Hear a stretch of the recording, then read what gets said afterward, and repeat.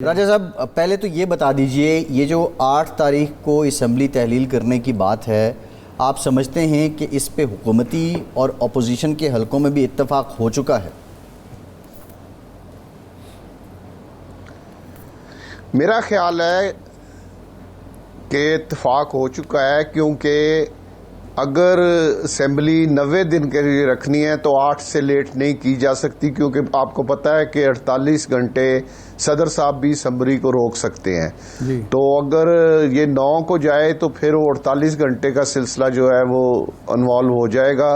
इसीलिए अगर असम्बली को कबल वक्त ख़त्म करना है तो 8 तारीख उसके लिए आइडियल है, और मेरा ख्याल है कि 8 तारीख पर ये सब लोग मुत्फिक हो जाएंगे और 8 ही को असम्बली तहलील कर जाएगी।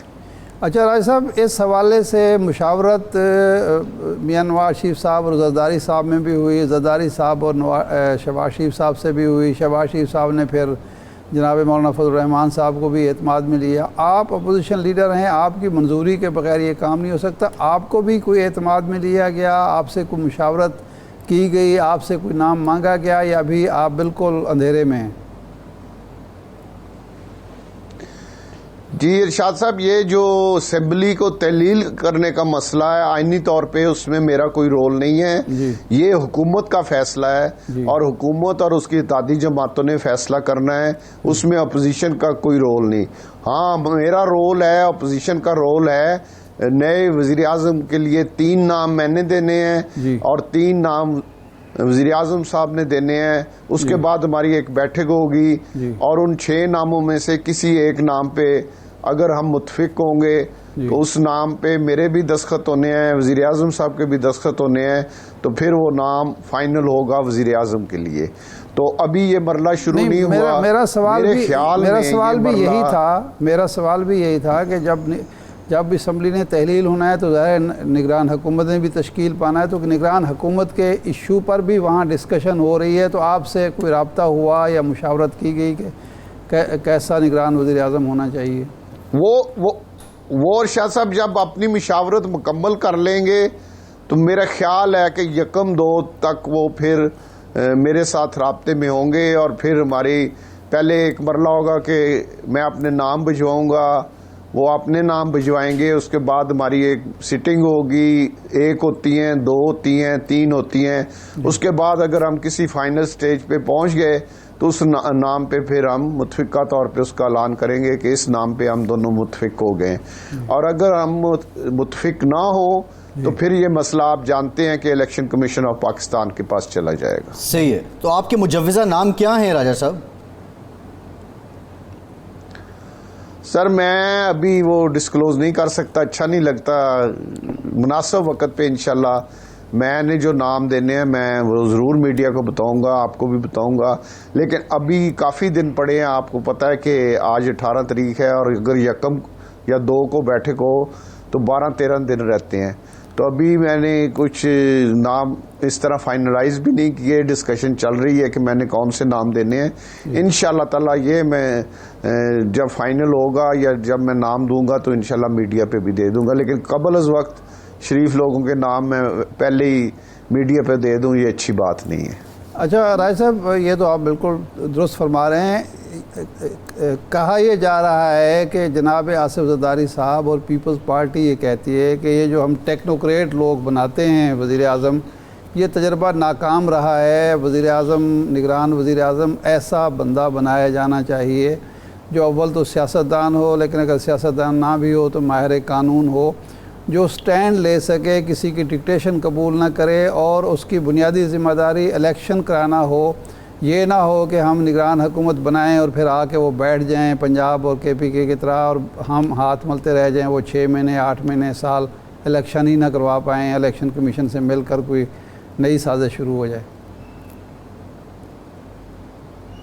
आप दुरुस्त कह रहे हैं, हमें वो आदमी वज़ीर आज़म लगाना चाहिए, मुझे भी वो नाम देना चाहिए और वज़ीर आज़म साहब को भी, कि जो आदमी सिर्फ अपने आप को इलेक्शन तक महदूद करे। मेरा समझता हूँ कि ये पीपल्स पार्टी की और आसिफ अली जरदारी साहब की सही सोच है कि हमें ऐसा आदमी लगाना चाहिए जो आए, इलेक्शन कराए और अपने घर को वापस जाए।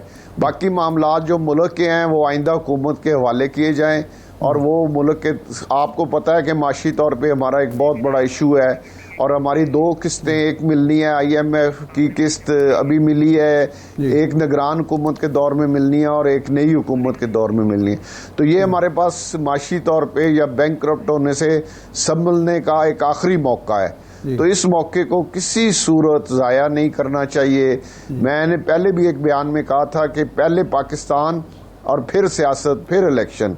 तो पाकिस्तान को बचाने के लिए ये बड़ा अहम फैसला है, और पाकिस्तान को माशी तौर पे इस वक्त सबसे ज़्यादा ज़रूरत है सही सिमत में उसको पटड़ी पे चढ़ाने की।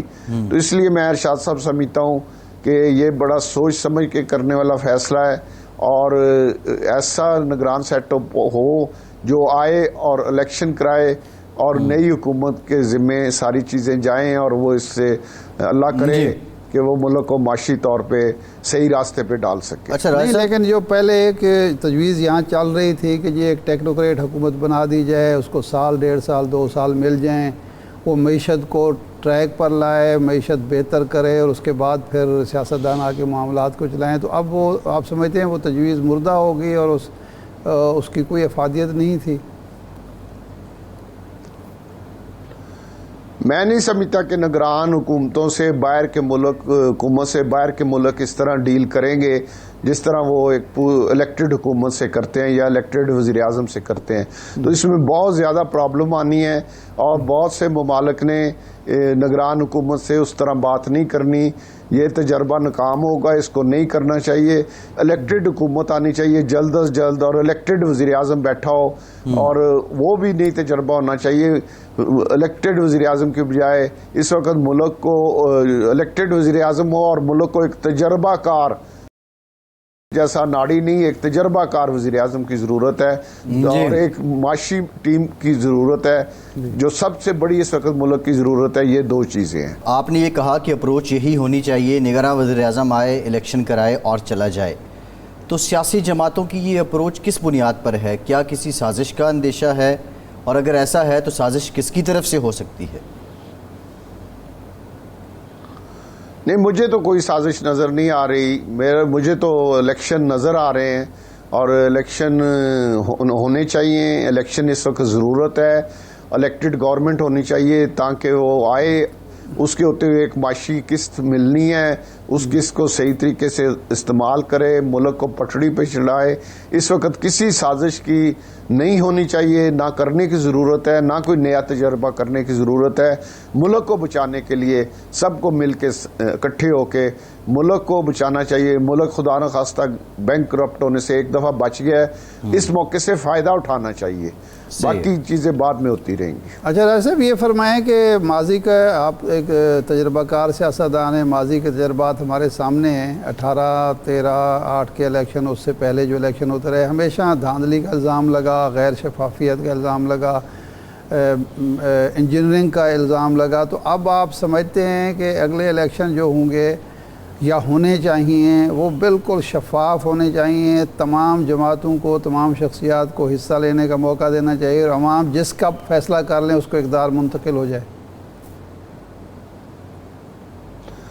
देखिए जी इरशाद साहब, जो भी हुकूमतें बनाई गई, जिस तरह बनाई गई, वो तजर्बे नाकाम हुए हैं। अच्छा। एक ही तजर्बा कामयाब होना है कि फ्री एंड फेयर इलेक्शन हो, और हर कोई इलेक्शन से अगले दिन तस्लीम करे कि ठीक है जी, वाकई हमारा ये हिस्सा था, या हमें अवाम में इतनी मकबूलियत थी, वो हमें मिली है। ये सारे जो सिलेक्शन के तरीके हैं वो सारे नाकाम हुए हैं, और मैं नहीं समझता कि अब मुल्क में इस तरह का दोबारा तजर्बा करने की ज़रूरत है। इससे मुल्क मज़ीद कमज़ोर होगा, इससे मुल्क का जो माशी ढांचा कुछ बेहतरी की तरफ चला है वो दोबारा कमज़ोर हो जाएगा। और अगर हमने सियासी इस्तेकाम ना पैदा किया तो जो माशी इस्तेकाम पैदा होने जा रहा है वो सिलसिला भी रुक जाएगा, जो कि मुल्क के लिए बहुत ख़तरनाक होगा। 2 नई जमातें वजूद में आ चुकी हैं, जनाब जहांगीर तरीन साहब की इस्तेकाम पाकिस्तान पार्टी, और उसके बाद जनाब परवेज़ खटक साहब की पार्लियामेंटेरियन। अब आपने कोई फ़ैसला कर लिया है कि आप इन दोनों जमातों का, जो आपके दोस्त हैं, उनके साथ जाएंगे, या मुस्लिम लीग नून ही तरजीह अव्वल है आपकी? जी ये इंशाल्लाह बस अब थोड़े दिन रह गए हैं, हम अपना एक इजलास बुलाना है। पहले तमाम दोस्तों से जो नाम देने हैं उस पर मुशावरत करूंगा, जो कौमी असेंबली में मेरे साथी हैं, जो मेरे सारे कुलीग हैं। और दूसरा हम इजलास में फैसला करेंगे कि हम इकट्ठा फैसला करें, सारे 21 के 22 लोग इकट्ठे एक तरफ जाएं। अल्लाह करे हमें इसमें कामयाबी हो, हमारा भी उसमें वजन बढ़ेगा और जहाँ जाएंगे उनको भी फ़ायदा होगा, क्योंकि हमारे में से ज़्यादातर लोग इलेक्टेबल्स हैं और वो अपनी सीटें निकालने की पोजीशन में हैं। तो इसलिए हम अल्लाह करे आपसे भी रिक्वेस्ट है कि दुआ करें कि हमारा फ़ैसला मुश्तरका तौर पे हो जाए और हम मुश्तरका फ़ैसला करके किसी तरफ जाएं, बजाय इसके कि हम कोई किधर को जाए कोई किधर को जाए। हम कोशिश करेंगे इकट्ठे किसी तरफ जाएं।